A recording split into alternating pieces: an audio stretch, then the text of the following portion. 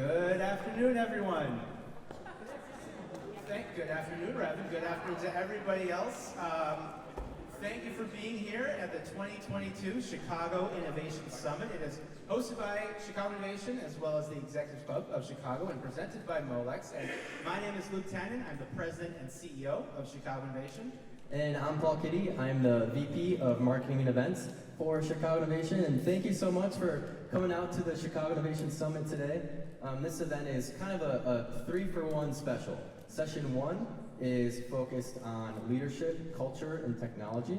And then session 2 is focused on how innovators are combating climate change. And after these 2 sessions of sharing of ideas and thoughts and learning, session 3 is outside those doors. It's drinking, it's eating, it's meeting each other, it's hanging out, it's having a good time.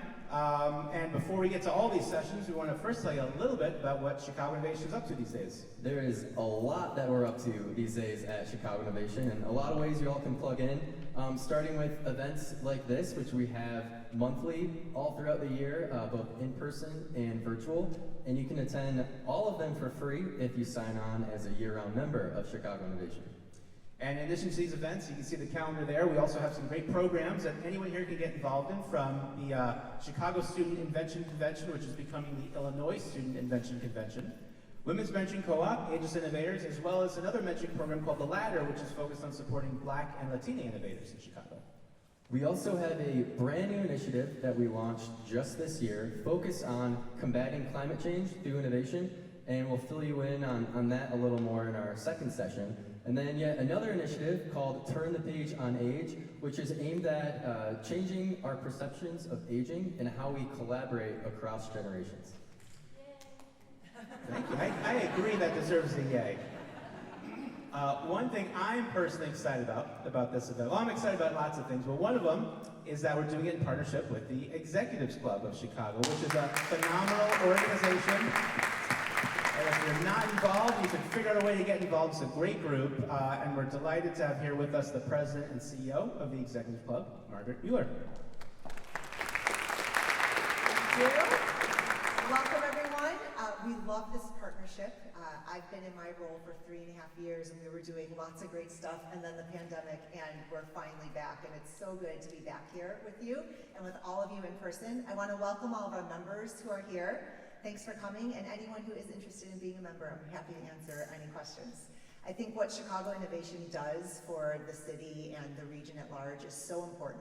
It's why we want to be a part of it. Our mission is to connect and grow the region's business community, and clearly innovation and the work you do is such a critical part of this. So we're really proud of this sponsorship, and I also want to congratulate you on your role. You know, Luke is the relatively new, pandemic time work, who's to say, like when something happened, but relatively new CEO, and congratulations. I'm really excited to see all the great things you're going to do.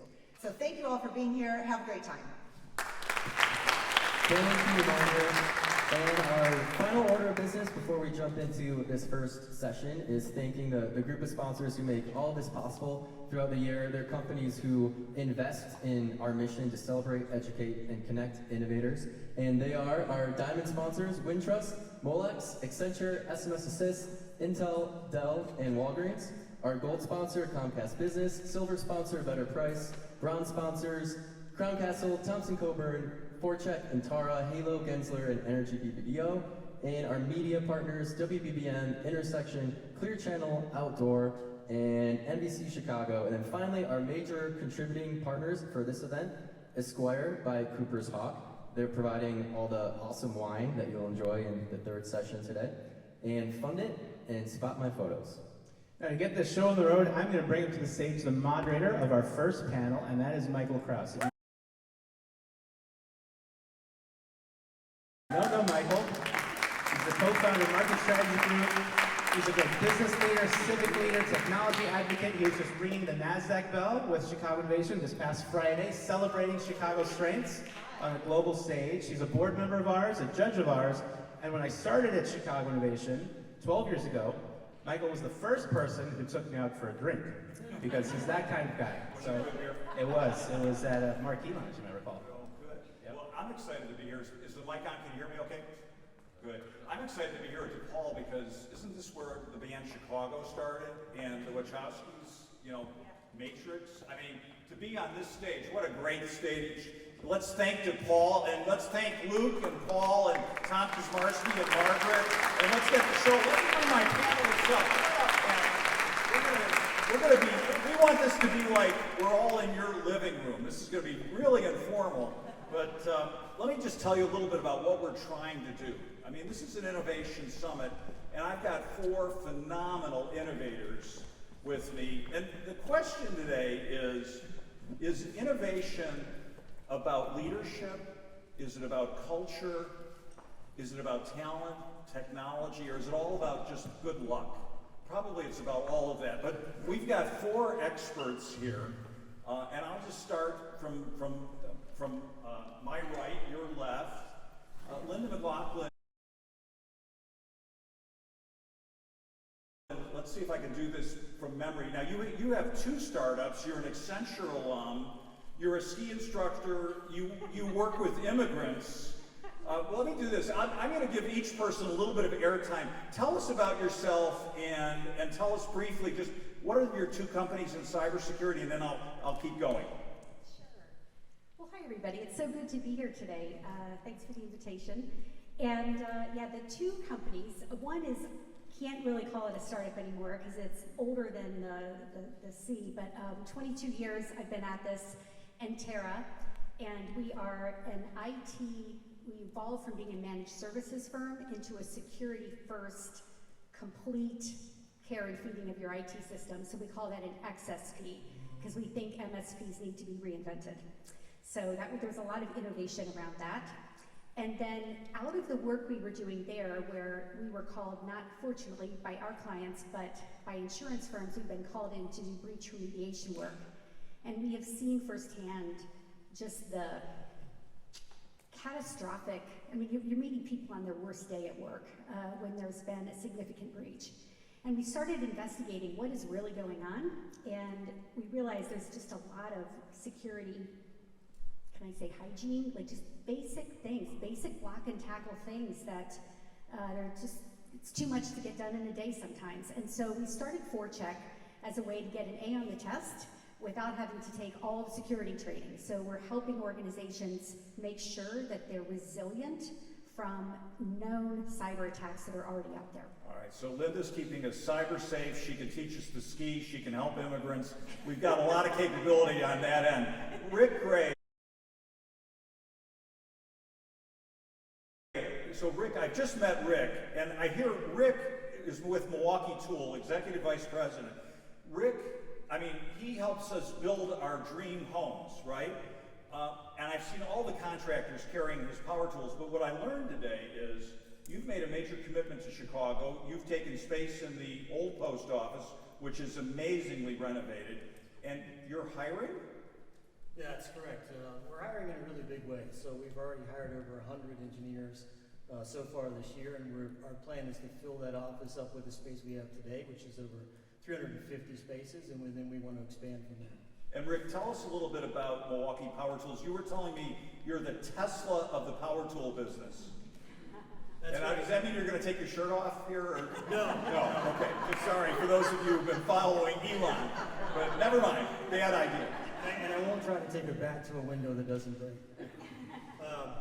So Milwaukee Tool, we provide innovative solutions for the professional trades. And we do that by electrifying the products through battery technology.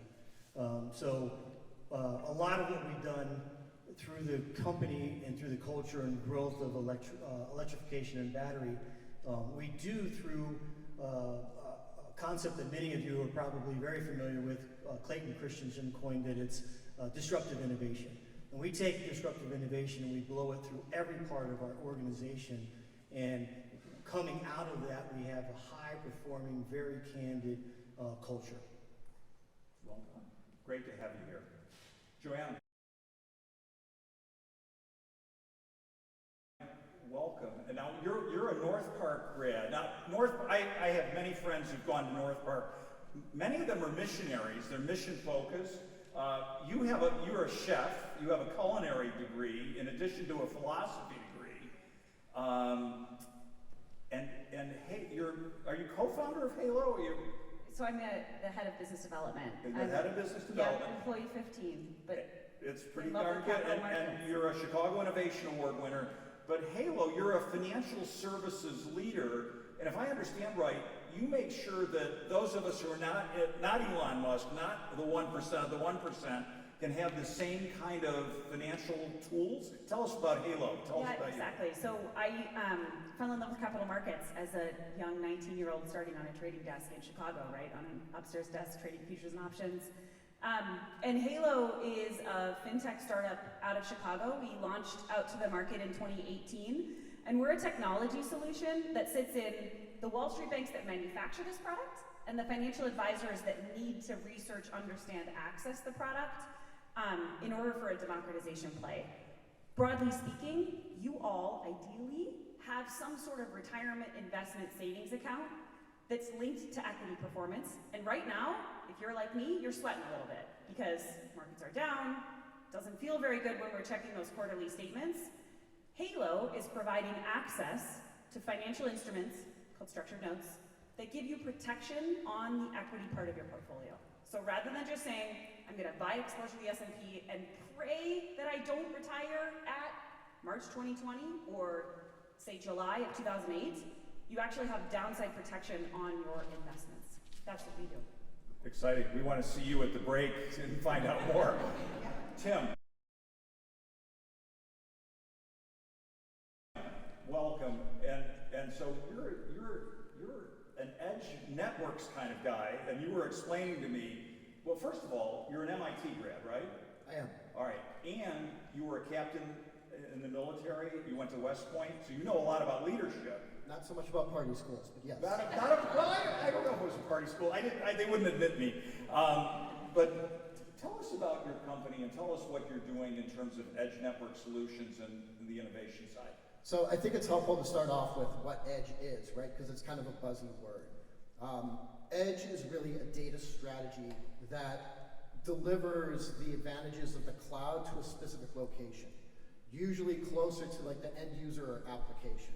So when you think about things like artificial intelligence, machine learning, augmented reality, virtual reality, autonomous vehicles, drones, all of the super cool sci-fi stuff that's actually coming into reality, Edge infrastructure is the thing that empowers all those things to be.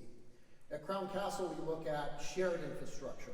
So it's how do we take a wireless forward world and actually enable it in a way that's cost effective, but then can also accelerate deployment of all these next gen technologies.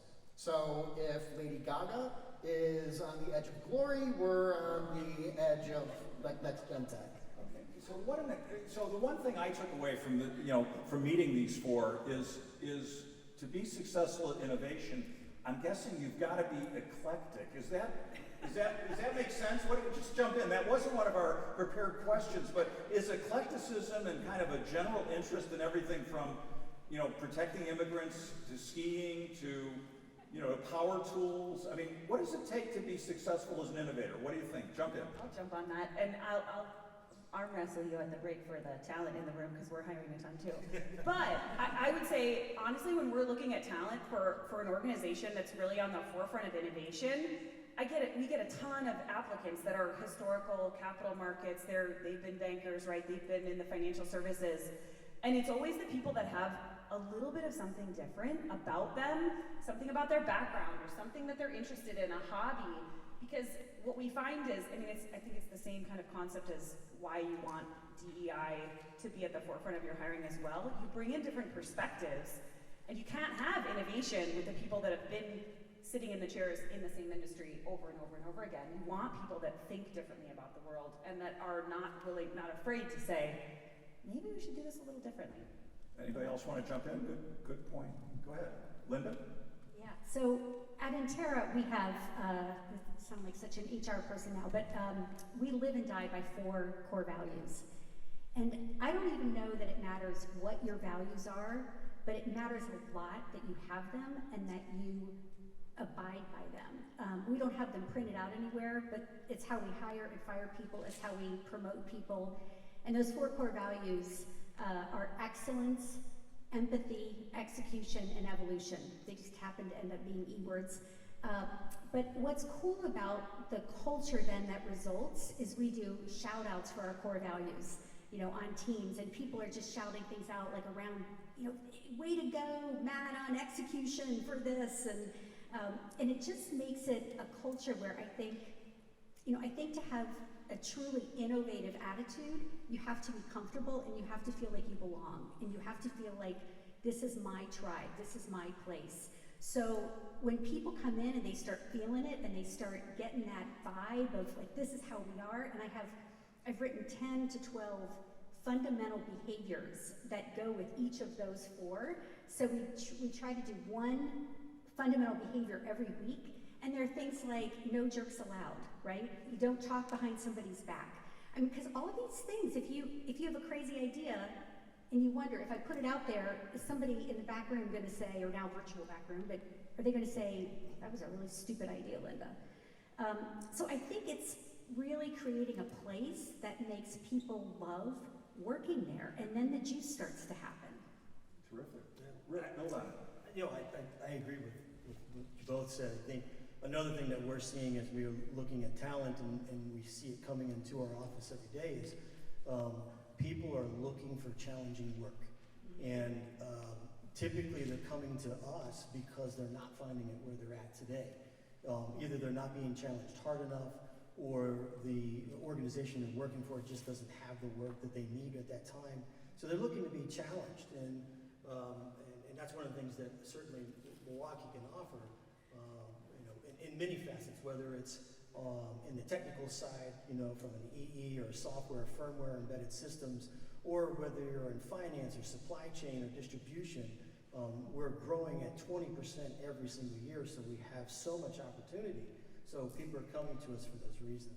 I think the other thing too we've seen with talent lately is that it's coming out of the post-COVID era, is the need to be more flexible. So understanding that the ways we used to work are now evolving, and we have to incorporate that flexibility into our the way we manage people and the way we allow them to get work done. So us being a results-oriented company, it's about getting the work done. Well, Paul Kitty was asking me about COVID and innovation. So how has COVID changed innovation at Milwaukee Tools? And then I'm going to come over to Tim on that question and leadership. So how has COVID changed things? I mean, you've opened an office here. I think people are still a little ambivalent about coming back to the office, but has it slowed your innovation, speeded it up, made it anything? So our corporate culture is one of it's very in-person. It's a very team-oriented type of culture, fast-paced. When COVID hit, and we were an essential company, so we didn't go completely closed, but 80% of our workforce had to go home. Part of our culture not only is the formal interaction that we have normally in the office, but it's the informal interaction that we have. So the hallway conversations, the talks over lunchtime. In our culture, that's where we probably make some of the biggest decisions in passing in the hallway. It's where we come up with some of the greatest ideas, not sitting in formal meetings and presentations. So when we went to that COVID lockdown, all those informal conversations went away. And now people are like, well, I've got this idea. I got to schedule a formal meeting now to present that, and it changes the dynamic. And we weren't having those conversations and that dialogue, and it slowed us down. So you're looking forward to the post-COVID times? Absolutely, and I would say over the last 18 months, we've worked heavily to bring our teams back, and for the last 12 months, our teams have been back about 95%, and we're back up to speed. All right, I'm going to have multiple themes going here, but this is a panel that can handle multiple things. Tim, I mean, you went to West Point. Tell me about leadership and innovation. How do I lead to create great innovation? You have to be empathetic, I think, number one. So that core value that you brought up. And if you're trying to do anything innovative, you have to think outside of yourself. So you have to think about who it is that you're trying to serve, what problem it is that you're trying to solve, why they care about it, why it matters that you do what you do. But you also have to make it culturally comfortable for people to be able to explore and be curious. So that means failure isn't necessarily a bad thing. You have to be able to create an environment that allows for people to experiment purposefully with intention and parameters, not to just be out there, not doing anything or being hyper risky, but creating a culture that allows for people to feel as if their voice can be heard and that they can test whatever the status quo is to try to chase after an improvement, an enhancement, a problem that has been lingering, but rather than ignoring it, they feel empowered to try to solve it. All right, so what I hear, this is not like the military, which is command and control. So I was part of innovative teams in the military as an engineer, where we reimagined actually what the supply chain looks like. The command and control is the idea of being a military leader is you give the reason and the direction, but you allow for the people that are part of your unit to determine how they accomplish that. The more that you try to micromanage, the higher the risk of you actually failing becomes. You want to be able to make sure that people have autonomy, but understand where you're trying to go. Great ideas. Let's sweep down the road here. Joanna, what are your thoughts on leadership and innovation? It's empathy driven. What else? I love that empowerment, sort of making sure that you have North Stars established as an organization and then empowering the teams that need to fill the specific roles underneath to have the freedom and capability to identify their own project on the way to those North Stars. So we have a really similar culture at Halo where, I think those of the people that have come to join us understand what's the mission and long-term goal for what we're trying to do, right? We're going to change the way that Americans invest and then in turn the whole world. We want to change America first and then everybody else. So how do we do that? And each department within Halo, if you're in sales or you're on the engineering team and designing the technology, or you're on the marketing team and helping simplify the words that we use away from Wall Street jargon to like words that my mom, who's a public health nurse, could understand. Like each one of those groups need to be able to be empowered to go that direction themselves. So that is very much, it needs to remain a place of empowerment. Though I would say the hard part about that, when you're really growing fast, is still making sure that messaging goes all the way down. So we were, pre-pandemic, we were 35 people. Today we're over 200 globally in 4 different global centers, in Switzerland and Dubai and South Africa and Singapore, and then rooted in Chicago. So that's the challenge is easy to talk about, but it's really hard to do day to day as you're hiring new people all the time and making sure that they understand that culture and that breathes through them. Linda, let me go to Linda and then back to Rick. So Linda, you're obviously a great leader. You've grown 2 companies, both are profitable. What are your leadership challenges around innovation, and what are your thoughts on leading innovation? Wow. Well, I just need to be quite a bit more humble than that. First of all, ForeCheck is very much a startup, so I just want to be very clear. But I think that leadership is one of those things that it's so crucial to just be authentic and to be vulnerable. And I think we think of leaders as being the big, mighty kind of, this, I have the answers. And it took me many years before I was able to look at my troop and say, I don't have the answer. I don't know what we're going to do here. And actually, it's had the reverse impact. I think being able to know your limitations, that's something Lance Armstrong, I know might be a bad word now, but he said the most important thing in racing is know your limitations. And I think not charging in and having all the answers and being dominant and saying, this is the way. I mean, sometimes I do that, believe me. But it allows then for people to fill in the gaps and for us to be honest. Because I think with innovation, there's always uncertainty, and you don't really know, and you're breaking new ground. I mean, we're doing that at ForeCheck. We're going, is this a problem to be solved? And and I don't know, right? I think it's a great idea, but I don't know. I have a feeling protecting people in cyber defense is a real problem. I think you're on a good track. Yeah, but just being able to love the people you work with, it just matters so much when you're trying to do something new, because doing new things is hard and it takes incredible perseverance. Even if you've got the best idea out there, you have to be the person going, let's keep going, and you don't want to do that with people you don't like. So well said. So Rick, What are your leadership secrets, to get to be the Tesla of power tools? I mean, what's your advice on leadership? Well, it'll be a lot of building on what everybody said up here. You have to be that open-minded and open thinker. You have to drive empowerment. I like the idea of the fact that leaders don't have to have all the answers, but what good leaders do is they surround themselves with great people that can help develop those answers and get to those answers. I think also is what we have to do as leaders in an innovation company and an innovation sector is we have to remove the barriers that are out there. So if we empower a team to go out and do things, they're going to run up against red tape and they're going to run up against barriers. It's our job to understand what those are. How do we remove them so they can be successful, they can continue to thrive? Okay, enablers. Leaders are enablers. This is great idea. We could teach a course. Maybe DePaul will ask us back. Let me just do a sidebar question. I want to go to technology, but again, Paul was saying to me, the metaverse is out there.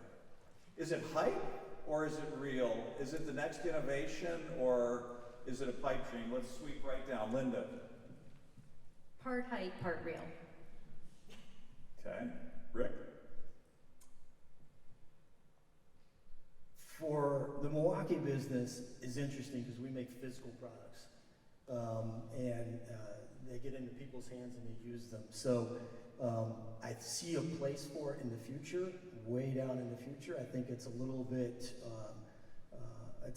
in the early stages for us to really grasp hold of it and be able to use it in our consumable and durable good. So you don't see me with a sawzall with those glasses on, trying. Yeah. No, never mind. Fighting zombies. Yeah, fighting zombies. Joanna, what about you? Metaverse. So I think it's definitely early stages. When it becomes a more part of our regular life, you will be making investment decisions inside of it because that will be a way for technology companies to monetize. So you will be making critical life decisions in it. So we think a lot about embedded finance and where that, how and where that part of the experience, where it's going to start as fun, but it will slowly drip into regular life, and you'll be making your own decisions. Like an embedded finance example is like on Chewy, when you buy your dog food, you should also buy your dog insurance, right? But we think that eventually, and this is way long out, but that will be a part of the way that you make financial decisions as well. Okay, so it's coming, but it's got a long build. Tim? I think of it as cautious opportunity.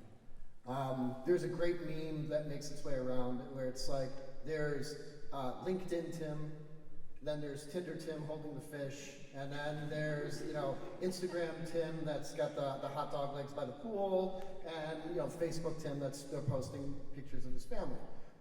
We could create multiple metaverses, and then you have multiple personalities and different people that are out there, and now you start running into all the same type of problems that we've had with social media, which is exclusion, a lot of misinformation. There's all these things that we should be learning that if we're building something from scratch, that we should be very intentional about. Identity protection and security, all of these types of technology lessons that we've learned over the past couple of decades, that if we are starting to think about what the enhanced metaverse should be, that we should start from an ethical perspective and then begin to build that way. All right. So technology, part of the reason I wanted to ask this question, and we could also have the same question about cryptocurrency, but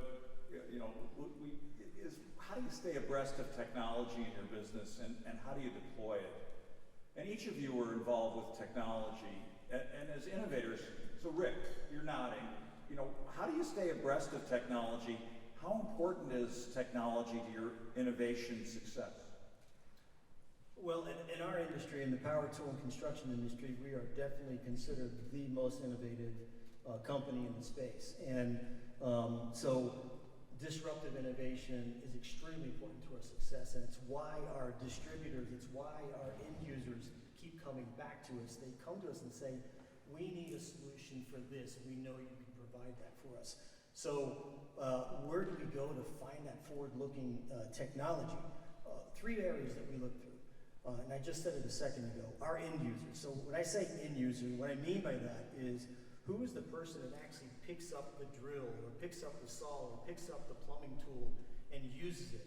Why are they using it? Why are they dissatisfied? How can we make their experience, their total experience, not just of pulling the trigger, but their total experience of the application they're doing, how can we make that better, more efficient, and safer for them? So we gather that information from them, then it comes back to the second part, which is the people. We have to have the right people, the talented people in the organization who can translate those critical to quality needs into using technology into solutions that can be provided. And finally, the last piece is really strong collaborative networks. So Tim was interested, you talking about MIT, so we actually have a partnership with MIT for robotics and automation. We have a partnership with Carnegie Mellon for AI and machine learning. We have partnerships here with Chicago Innovation and MHub. So you're looking at your universities and your incubators and how do you get information out of them, how do you continue to innovate? And we look at also our partners across our business. So our distribution, Home Depot, Grainger, Fastenal, all of our distribution, they come up against major technical hurdles that we can help solve through technology. And finally, we look at suppliers.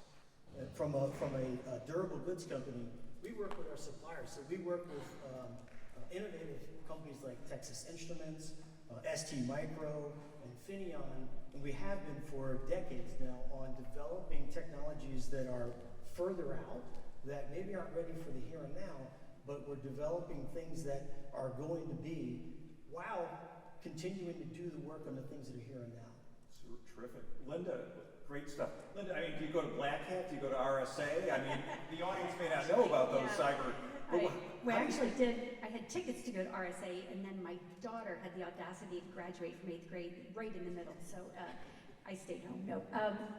But yeah, I do, seriously, I think that conferences can be, depending on which one you go to, can be fascinating, not just from the sessions, but from the informal conversations. People are there, you learn from other people. I mean, the network is everything.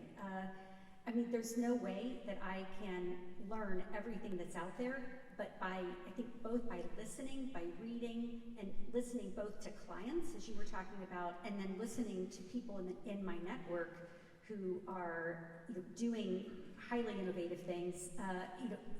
They always say nothing new is yet to be invented. It's just how you put the things together that are already out there. How do you rearrange structures so that they become something much more powerful?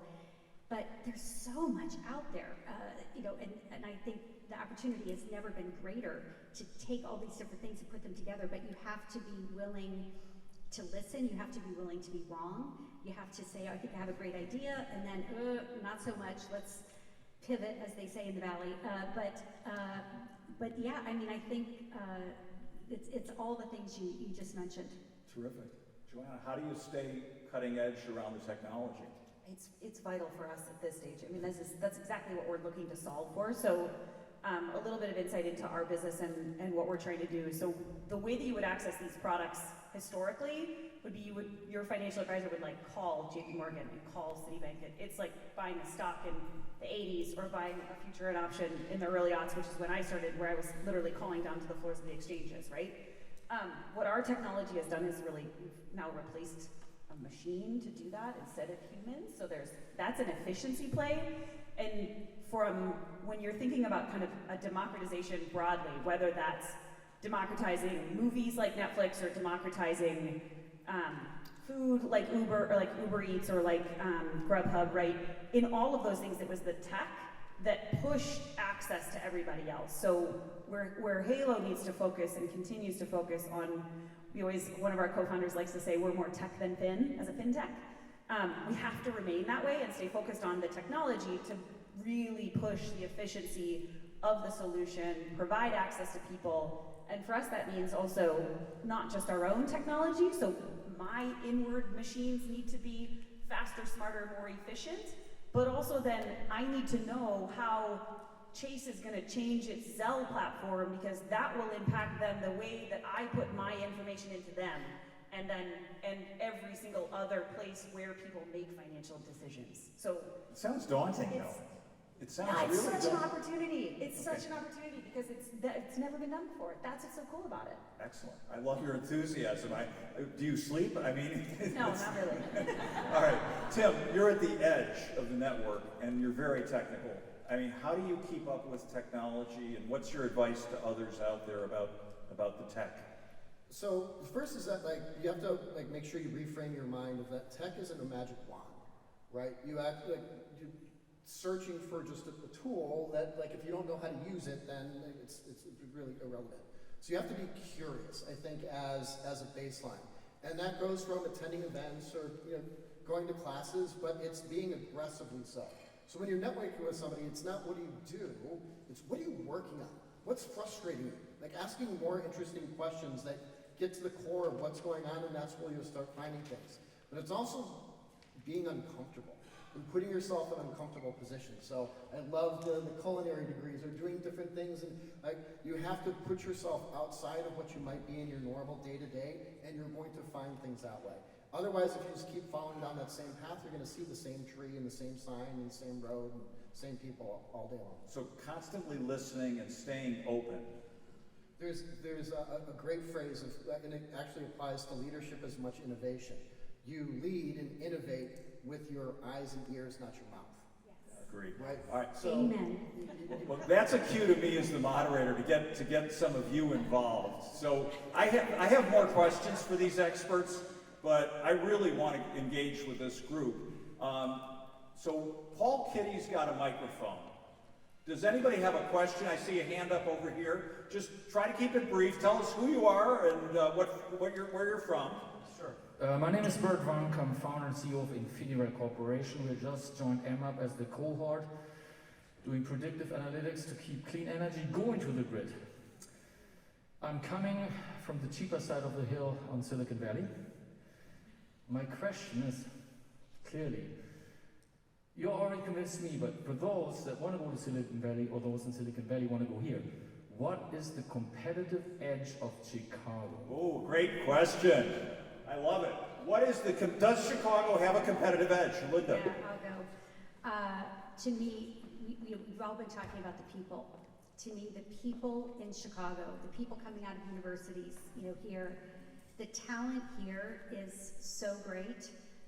And I think actually there's an old-fashioned Midwestern work ethic here that is very strong. And I know, even though I was growing up outside Philadelphia, my parents would say, "You're from the Midwest. Don't ever forget that." But it was. I do love the people. I love the values. I love the humility generally that you don't necessarily find on the coast. Love it. Rick? Chicago? You kind of answered the question. I agree that there is something about the Midwest and the work ethic here. I would say, there's also when you're looking at attracting talent, it's not always just about the person that you're interviewing. It's also about the people that come along with that person. It has to do with the spouse. It has to do with the children that come along. And I think one of the things that Chicago has to offer is, if you're attracting a person from California and their spouse works, Chicago offers a lot of job opportunities for the spouse. And if they're a part of a particular community there, Chicago has a diverse community of all kinds of things they can get involved in. So I think there's a lot of things for the family and the extended part of the applicant or the talent that are beneficial for Chicago. Great. We're glad to have you coming down from Milwaukee, but we like the Brewers too. So, Joanna. I think there's a falsehood to it. It's not just talent. I'll talk on that in just a second. But I think that there's also this falsehood that you can't get funding out of Chicago because the VCs are smaller here. There are less of them. Halo raised a Series C round in September for $100 million. Owl Capital led the round. They're a venture capital firm that led Chime and Stripe and some other really big fintech companies. So that's a falsehood. I believe, and a good buddy of mine actually started Grubhub too. Like, goodness sakes, those guys raised crazy amounts of cash. So I think that is not necessarily the case. And I also think from our perspective, I mean, being a capital markets firm, you've got options, market, trading expertise like none other in Chicago versus New York. So that for us is really helpful for people that actually do know this industry and know financial markets broadly. One of the core things other than empathy that we hire for is grit. Because it is, in a startup, it is an iterative process, and you need to be quick to fail, and you need to be comfortable with that, and that takes grit to do over and over and over again. And there is Midwestern grit in all of us here in this room. The last thing that I would say too is, we have incredible schools here that keep people curious and intelligent and motivated for what's going on in the future. I mean, I think DePaul is certainly one. North Park, selfishly, I'm on the board there, and I think it's a fabulous school. And I purposely try to hire people that are liberal arts majors rather than finance and economics because of the way that their brains work and the way that they're taught to think. Tim, last word. The mythology of Chicago is true, right? The Carl Sandburg, the idea of the city of broad shoulders. It's the heart. It's the middle. There's a strong work ethic that's inside Chicago. When you think about entrepreneurial ecosystems and the 5 things that make them work, they're all here. Invested, established companies, an involved government, strong entrepreneurial spirit and people who want to do things, financial markets that are there, fantastic schools. I mean, those are the things, that's the magic recipe of what makes an entrepreneurial ecosystem, and Chicago has all of that in excess. This is great stuff. This is great answers. Good. Let's get one more question before I go back. Lynn Hazen, do you have a question? Yes. We need to give her a microphone. Hi, Lynn Hazen, Executive Recruiter in Communications and Marketing. This is the flip side. We've had horrible, horrible deaths in Chicago due to... Hang in there. Pace yourself, Lynn. Due to gun violence. One of my candidates was supposed to meet somebody and her husband killed her this week. We are dealing with traumatic events. What are we as business community leaders doing to bring about change so there is safety and security, so I can walk down the street and get on the L and not feel afraid? Please, what can we do together? Lynn, can we give Lynn a hand for that question?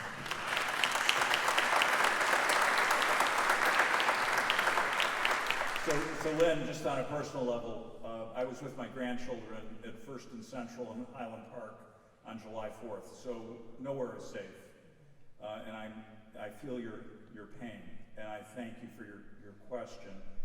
I don't know that this panel is the panel to address crime and violence, but I'm a commercial club member, and I know the civic committee and the commercial club, I'm sure the executives club, and I know the economic club are all concerned about this, as is government. So thank you for that question, but I'm gonna keep us going because I don't know that this panel has the answers. I know I don't have the answers, but thank you. Let's talk about people, and people do need to be safe. I think that is a challenge, both here and in Uvalde, Texas, and in other places. Back to innovation and people. What are your people looking for? Rick's trying to recruit, all of you are trying to recruit, it sounds like. I worry about a recession being around the corner, though, and it doesn't sound like that's coming. What are people looking for at Castle Cook? I mean, what are you looking for? What's talent looking for if you're trying to hire people to innovate? At Crown Castle, what we're looking for and the people that we're finding that are being drawn to us, infrastructure doesn't seem really fascinating. It's kind of the boring stuff, right? It's the roads, it's the fiber optic cables, it's the towers, it's the antennas, it's the dumb stuff that makes smart things possible. But it's a great foundation to grow so many other things. And it's that opportunity to be able to say, like, can we create something that is so democratic and open that allows for all of these things to be empowered, not just a few? And that's the part, and that kind of thought process are the people who I am super honored to be able to work with on a day-to-day basis. And when we talk with folks who are coming into the organization, that we look for that same type of desire to do more than just their day-to-day tasks, but can they create the foundation or the baseline to allow for other businesses, ideas, opportunities to flourish? Just a follow. Is it about the culture attracting the people, or do the people move the culture at your company? It's the people move the culture. You definitely give guidance, but it's like any organization or family or other. Every new person that you bring on influences the culture. Whether you're an early stage startup and haven't been there, right? Like each new hire is impacting and growing how that culture is. It should be the same in a large organization too, that it shouldn't be something that you take lightly. You have a good qualification process, so you weed out the jerks, right? That you have the people that are motivated by the same things that the rest of the folks are, but are injecting that new perspective and helping you move forward. Okay. Joanna, what about people and culture at your company? I love the comment, you're looking for people with grit. Did I hear that right? I mean, so what's your culture like, and what kind of people are you looking for? So we're in a unique spot as a capital markets place because we have a no policy. You can say that word, even in DePaul. Don't know. So we have a no Sister asshole Mary, policy at never Halo. mind.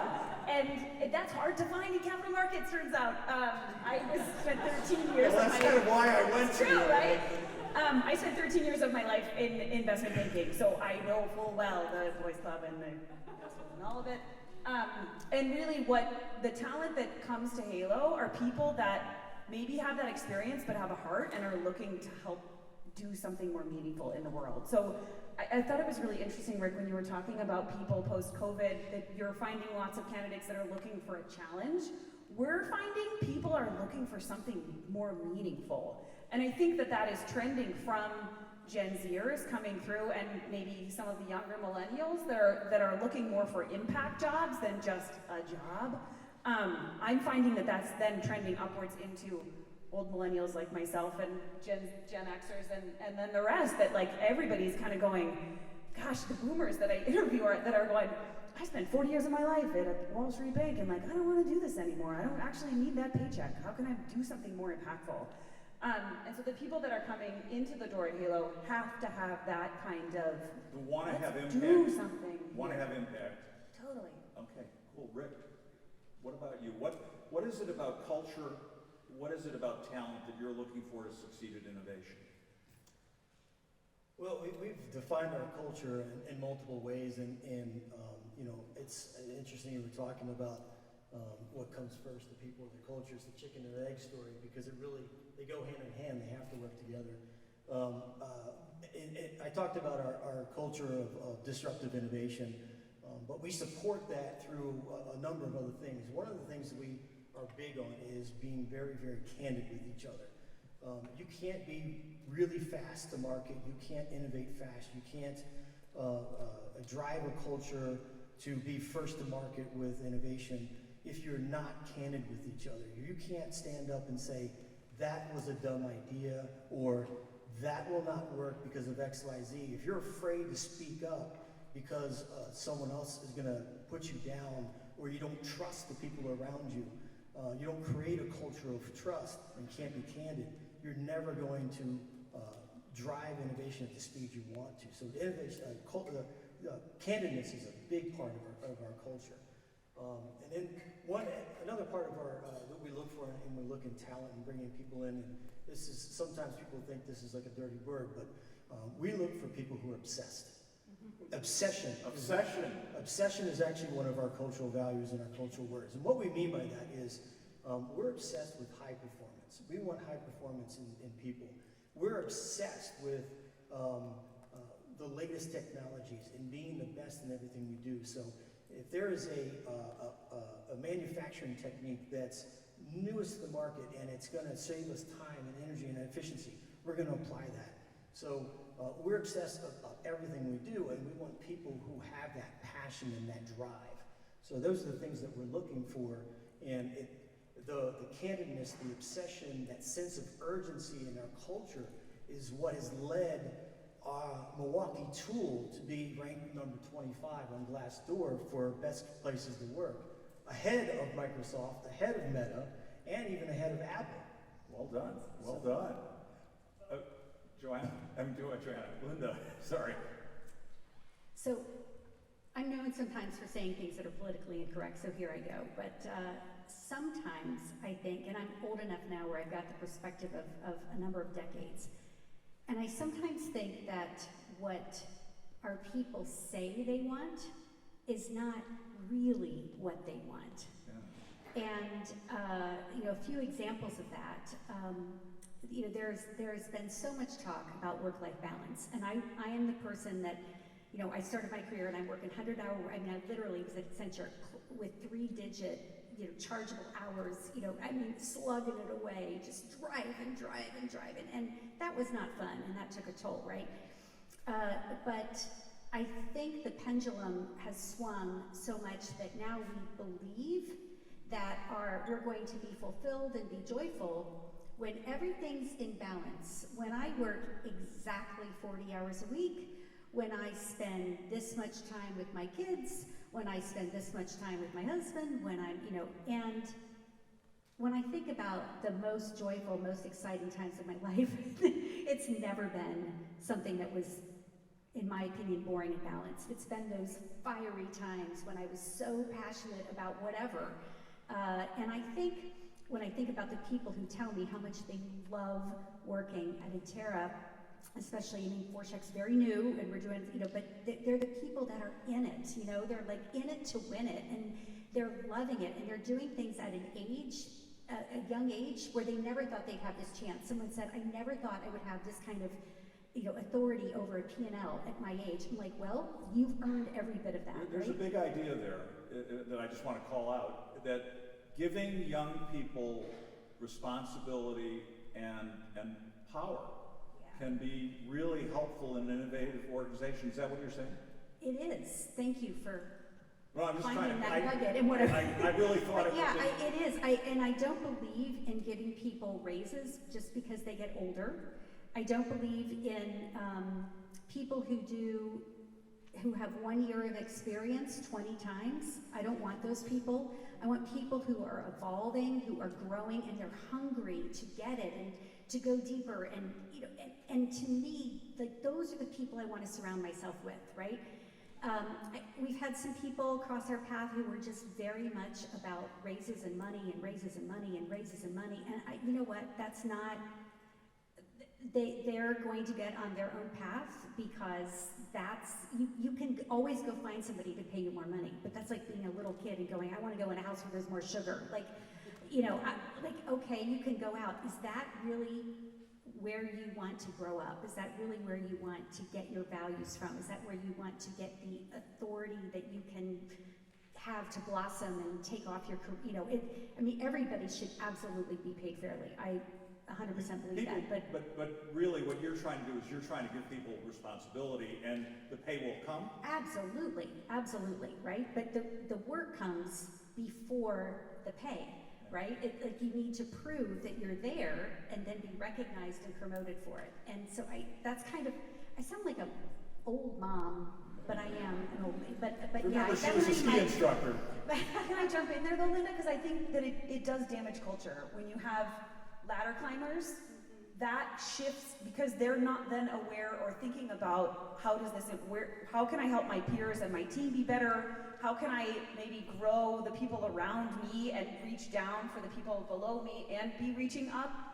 That completely turns your culture on its head. And typically ladder climbers are similarly also the folks that are looking for it. So I'm going to ask you all in my lightning round, what's the one innovation that we might surprise us if we were here 12 months from now? But let me go out, ponder that one while I go out and see if I can get one more question. Do I have one more question out there? Anybody with a burning question? Are you all asleep? There's one back there, all the way back. Stand up, stand up.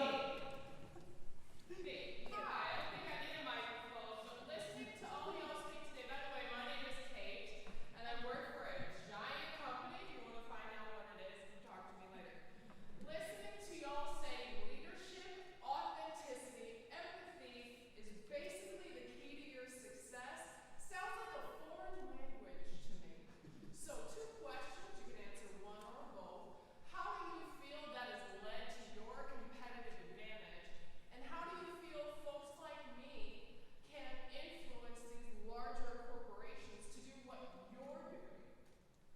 let's start with the second question, and let's go, Tim. How can we influence that large company that isn't living the way you innovators are? So, in large bureaucratic organizations, it often becomes very hard to try to change. You're steering a massive boat, and it sometimes doesn't feel as if you're making the 90-degree turn that you want to be able to have. Instead, it's got to be a mutual kind of perspective of things. Of what is it within my sphere of influence that I can start to positively influence that helps other people out as well? And they get inspired, and they start doing the same thing. It's almost like a groundswell type opportunity, because I've been in places like that where you feel like you're working against a machine. You're playing Game of Thrones because everyone is just jockeying for their next position, right? Like who's going to be the next at the table? And it's frustrating in a lot of places because the fact that you're not seeing the cruise ship turn as dramatically as you want to. But what you're actually doing is a groundswell type cultural change internally that starts with an individual, because if you're stuck in that type of situation, you're not alone.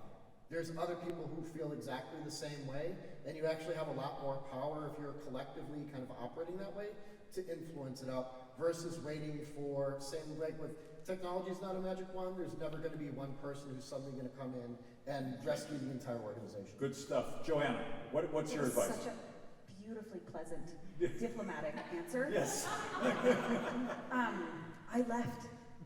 You quit. The 250,000 person investment bank that was global, I left because I said, I can't do this anymore. And I couldn't do the groundswell, and I tried and I tried and I tried to navigate up and find the people that actually had souls at the top, and I couldn't find them. So, like you just, at some stage, you go. Good stuff. You're getting great consulting. Let's go to Rick. Trying to decide whether I'm soulless now or not. Because I work for a very large company. We'll end the year this year at about $10 billion. And so I feel your pain. I know what you mean when you say that. And I think it's, if your leadership can't walk the walk and talk the talk, and they're not spending time, we spend a lot of time, what we do, and a lot of companies do this, is skip levels, but we do this every month, every quarter, and we have committees across the organization that take that skip level feedback, and we put it in very open areas so everybody can see what the feedback is, good or bad, what we're going to do about it, and who's responsible for getting it done. And a leader, an executive leader like myself, or a senior leader in the organization is tied to each one of those initiatives. So I think it's really important that that you have to walk the walk and walk the talk. And I think if you are in an organization where your leadership is disconnected and there's no hope of it, I think you need to do what Joanne said. There are plenty of giant organizations that are wonderful. That's just, want to make sure that I'm on the record for that. Okay. Linda, last word on this, and then we're wrapping up. Yeah, I think we spend more hours at work than we do with our kids, with our spouses, with our families. I mean, the hour, if you look at a pie chart of your life, where you spend your time at work, that's a big chunk of the pie.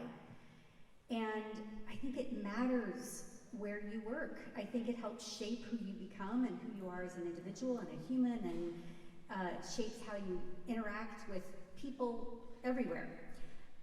And so I think it's important that you basically, I have a friend who's a nurse who says every job has its bedpan, so, but most days that you really love what you're doing, and I know this has been a theme that I keep talking about, so it must be on my mind a lot, but I think you do need to look at that and stop trying to change an entire big organization if you don't like it, and say, I'm going to find the place where I feel I've come home. This is, because everybody deserves that.